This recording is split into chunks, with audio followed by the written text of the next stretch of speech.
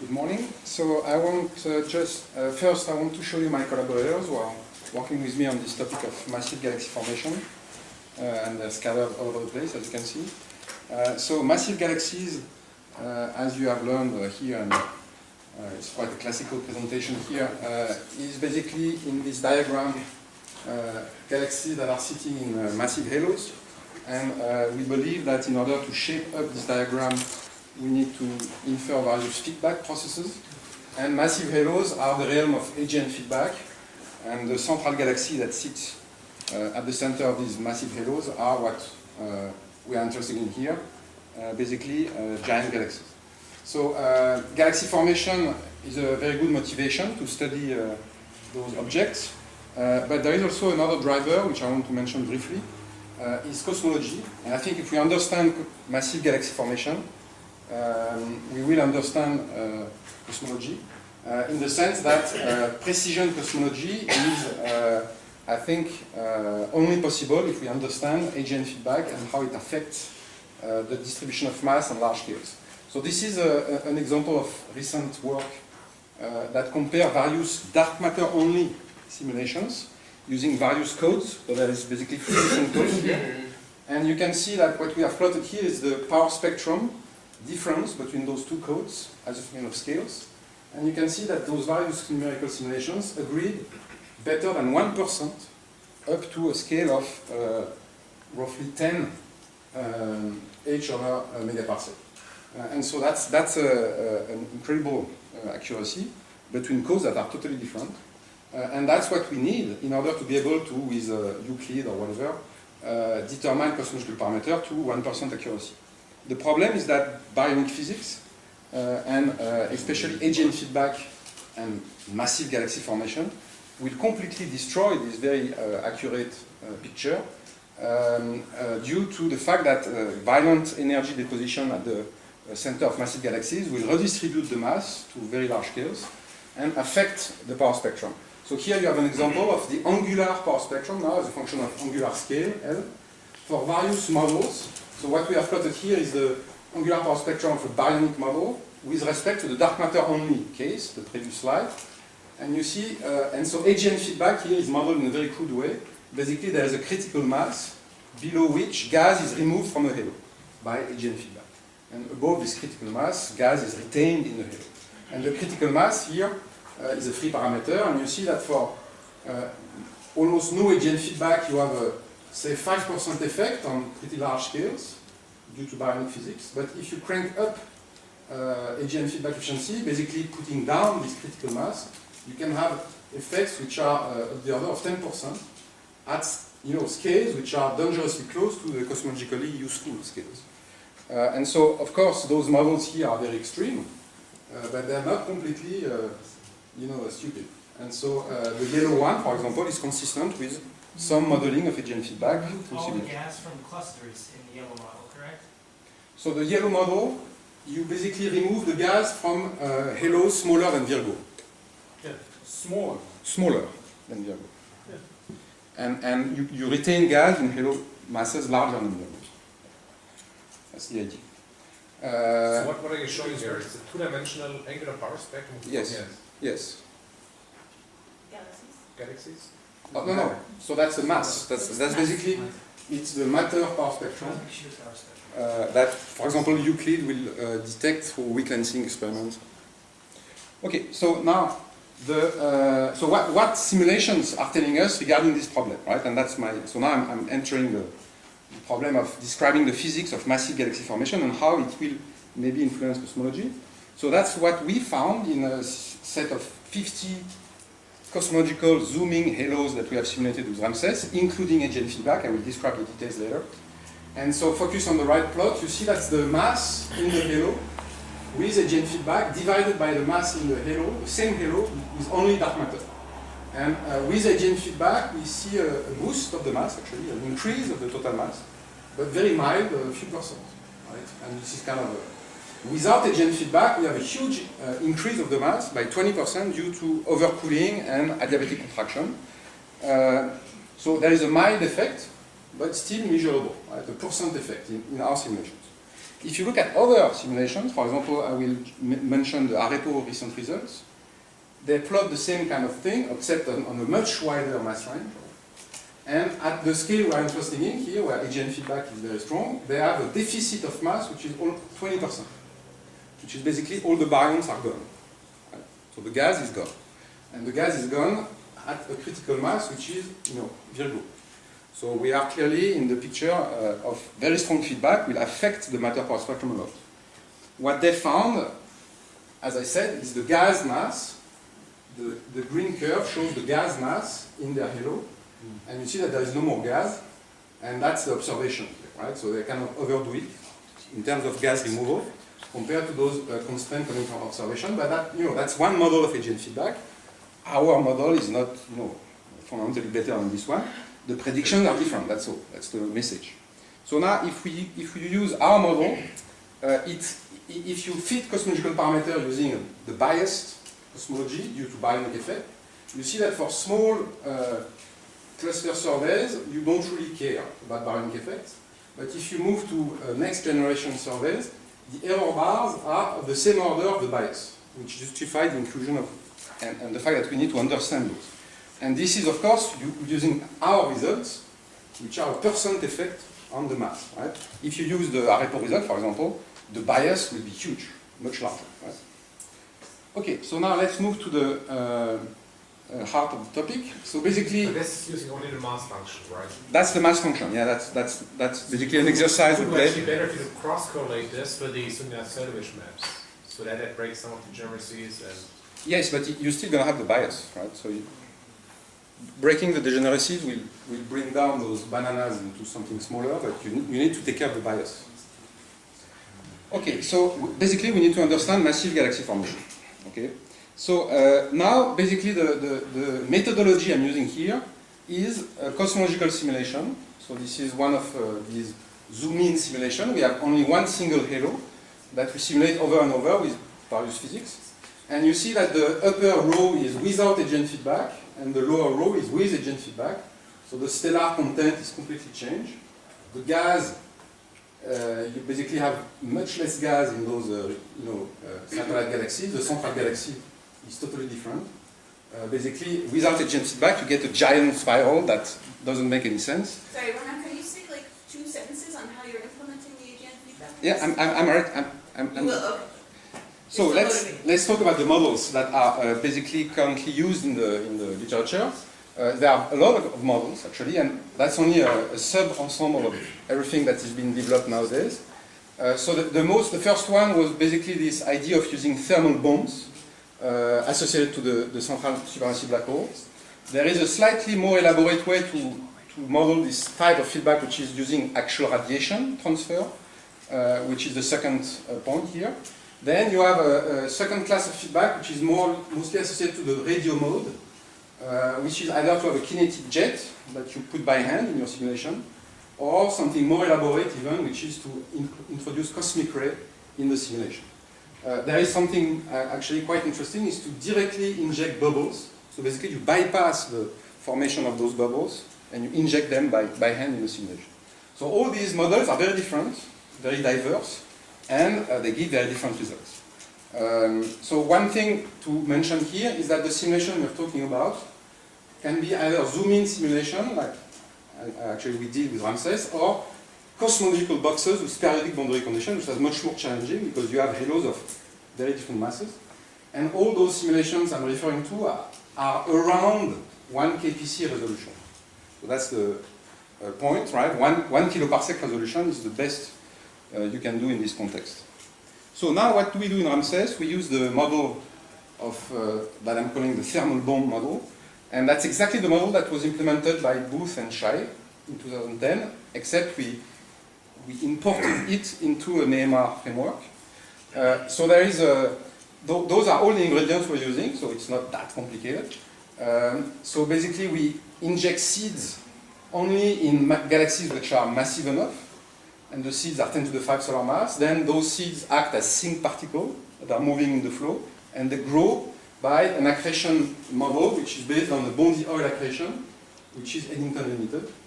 And then feedback is performed using a thermal dump of energy with a free parameter, which is this coupling efficiency. And there is the trick that was proposed by Booth and Shai to avoid overcooling, which is to wait until enough energy has been accumulated by the black hole in order for the gas to be above 10 to the 7 keV. And so this really transformed the feedback into giant bombs that are directly in the adiabatic regime.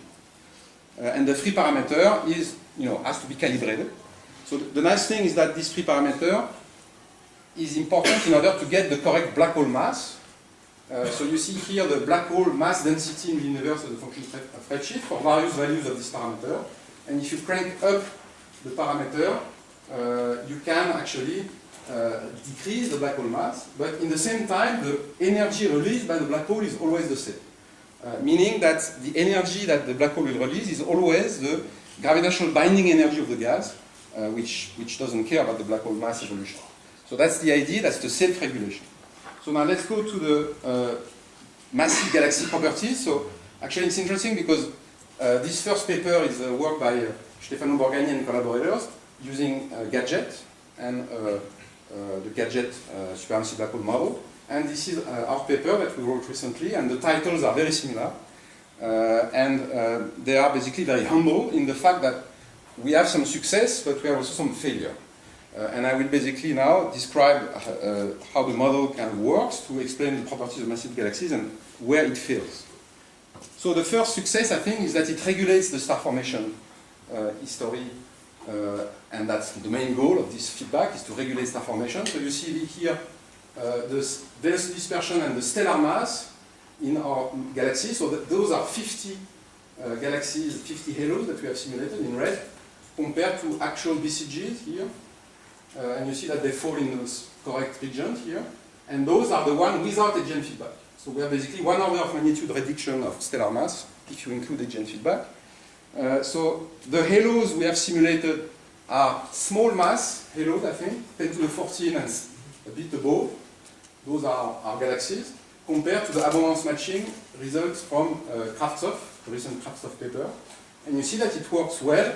There is a hint that we are kind of overshooting at higher mass. And of course, without AGN feedback, you're off by a factor of 10.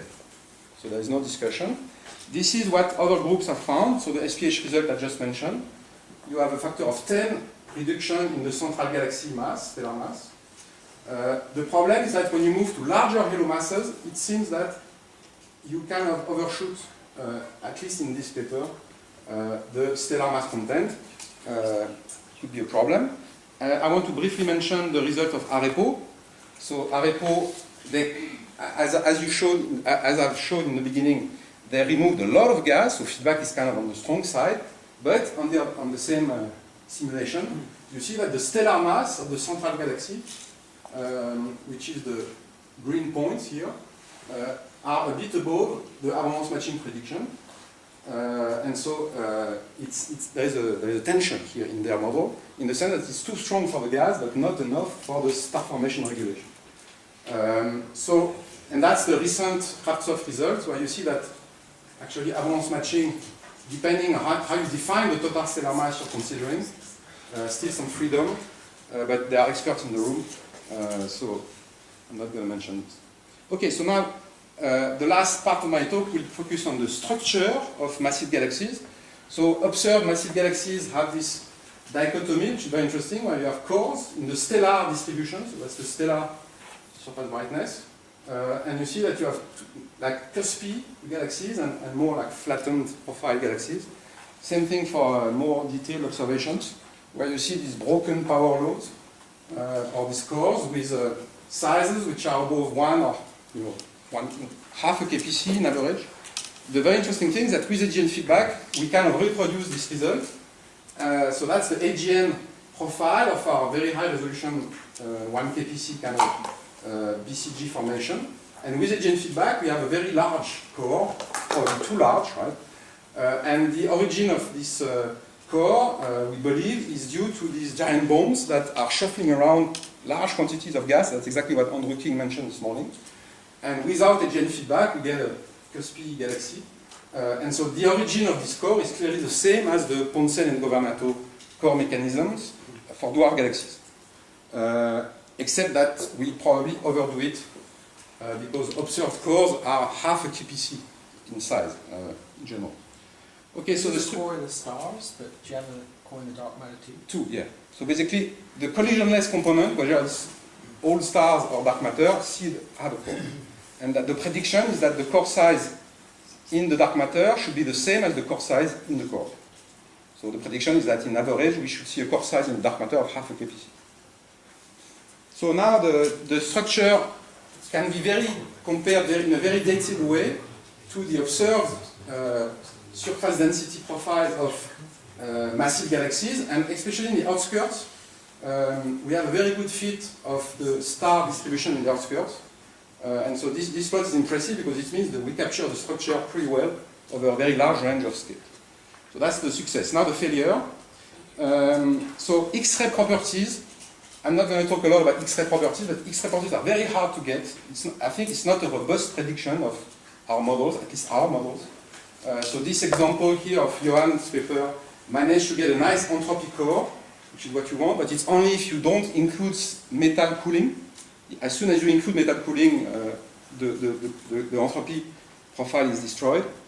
So there is just a quick advertisement about another ensemble of simulation we're starting, which is a much larger cluster halo masses. And here we see the problem that was seen in this SPH simulation. We see that we cannot really regulate the star formation at very large halo masses, 10 to the 15. We cannot overshoot the stellar mass, so maybe it's a sign that our AGN feedback model is kind of not capable of regulating star formation for these giant objects. And that's the last problem. I think it's a very severe problem. It's the metallicity in our galaxies. Our simulated metallicities are down here. We can also consider very high yields to boost the metallicity, but it doesn't really do the job. And I think the main problem we're seeing here is that our feedback model just pushes gas out. Gas comes in with low metallicity, push gas out, and so we are not in a closed box model. We are in an open box model where primordial gas always pollute these high redshift star formation models, and so the stellar metallicities are too low. So it's a little bit like a dwarf galaxy. We are really like building up our giant galaxies in a feedback model that resembles what happens for dwarf galaxies. So do you see the converse problem in the gas? The metallicity of the gas? In the ICM? You see too high metallicity? I don't know. I know the answer is somewhere in my computer, but I don't know. I don't want to say something stupid. But yeah, you expect an ICM metallicity of 1/3 solar, basically. Yeah. I forgot what we found. Well, actually, in the center it's about 1. In the center, in the course, it's scattering around 1 solar metals. Okay, so those are my conclusions. So in blue are the successes, in red the failures. There is still more red, I think. And I think one of the main problems is the X-ray gas properties, at least in my opinion. I hope that we'll see in this conference results which are more optimistic in how we can reproduce the X-ray gas property. We need to make our feedback model more, physical. And I think this metallicity thing, at least for our simulation, is very important. It's a very big caveat. In the other simulations I've mentioned, they don't have that problem that strong. So maybe there is something to understand here. I'm going to stop here. Thank you. Thank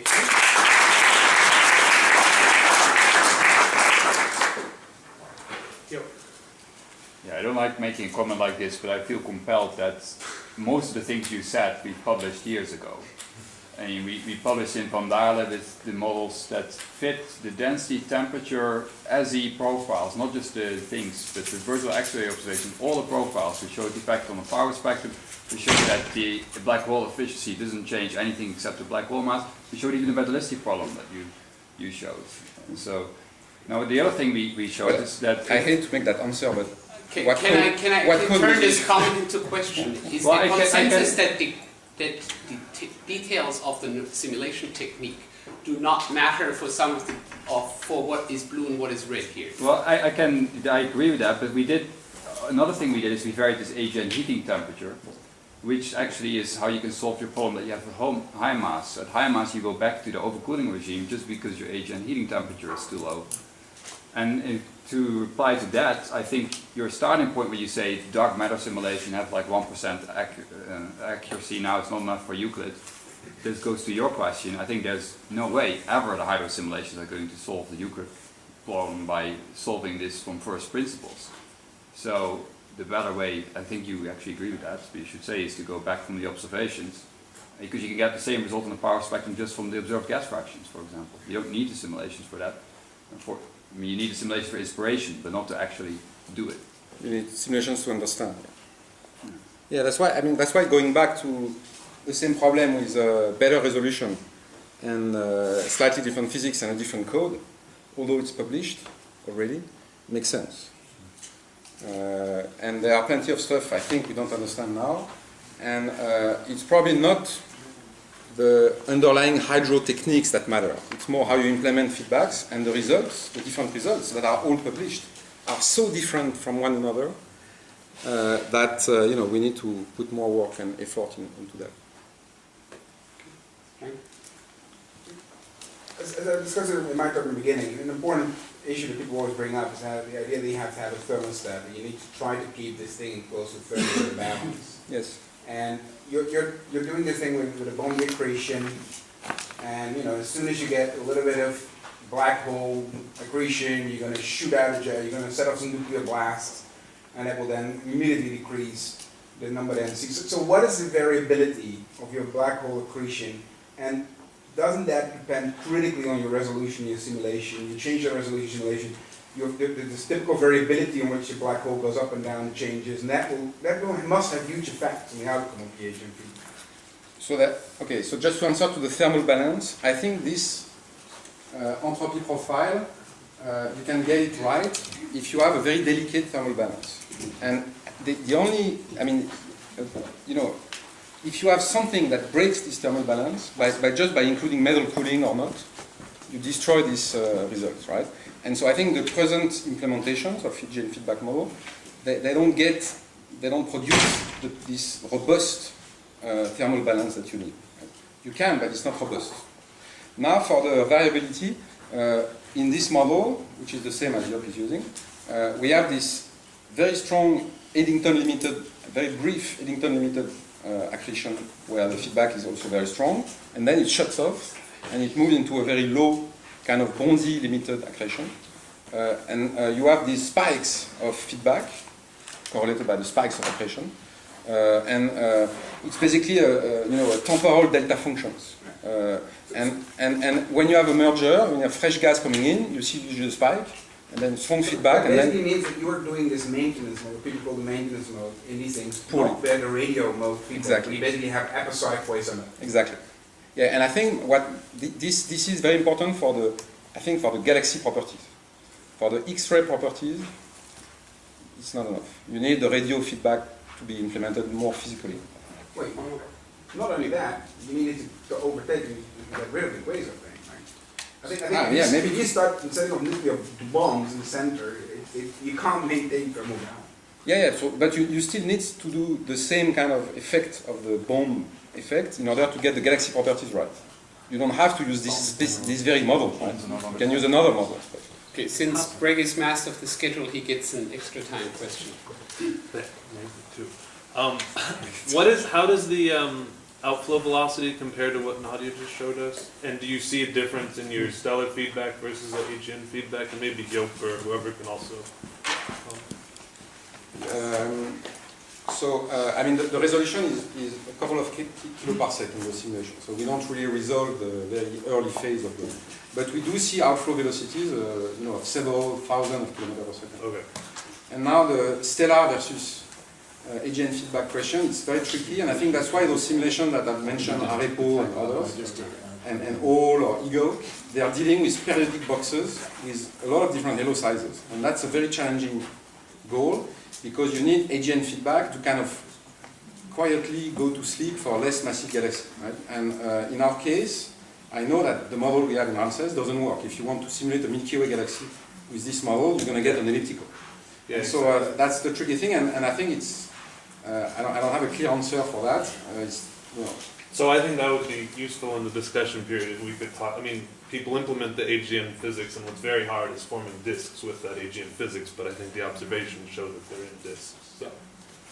If you go on the website, that's one of the questions that had recently